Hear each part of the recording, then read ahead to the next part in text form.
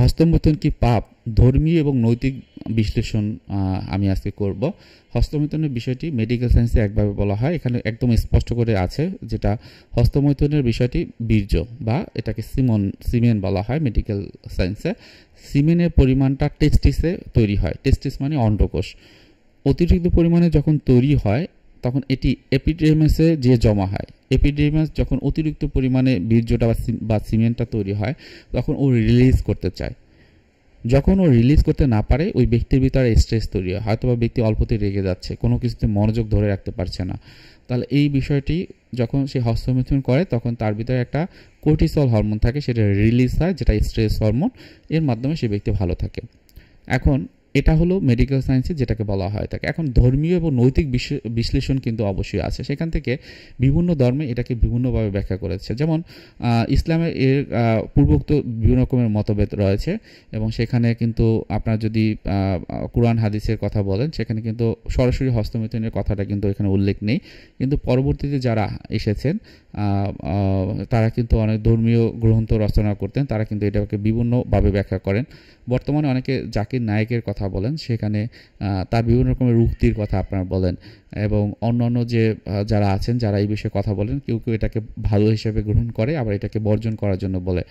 সুতরাং এটা কিন্তু ইসলামিক শরীয়তের মোতাবেক। অনেক সময় খ্রিস্টান ধর্মে যেটা হয় যে বিশেষত ক্যাথলিকদের মধ্যেও মর্টাল সিন হিসেবে এটাকে কিন্তু বিবেচনা করা হয়। এটা একটা নীতি নৈতিকতার অবক্ষয় হিসেবে কিন্তু তারা ওভাবে দেখেন, এটা একটা পাপ হিসেবে তারা কিন্তু ধরে থাকেন।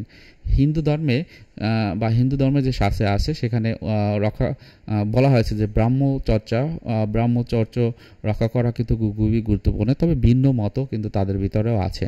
আধুনিক মনোবিজ্ঞানের যে দৃষ্টিভঙ্গি সেখান থেকে যদি বলা হয়, এটি একা থাকলে বা একঘেয়েমি কাটাতে অনেক সময় অনেকে এটি করে থাকে, এবং এটি মানসিক ভারসাম্যহীনতা তৈরি করতে পারে যদি অতিরিক্ত পরিমাণে এটাকে করা হয়। তাই পাপ এবং অপাপ প্রশ্ন পাশাপাশি আচরণটি আমাকে কোথায় নিয়ে যাচ্ছে এই দৃষ্টিভঙ্গি কিন্তু আমাদের থাকা খুবই গুরুত্বপূর্ণ। সো সবসময় মনে রাখবেন, আমার দেহ, আমার মন, আমার ধর্ম এবং আমার সামাজিকতা, এই কয়েকটা নিয়েই কিন্তু আমরা বেঁচে থাকি। একটাকে বাদ দিয়ে কিন্তু আমরা অন্যগুলো কখনোই কল্পনা করতে পারি না। আমরা সবসময় সামঞ্জস্যতা বিধান করব।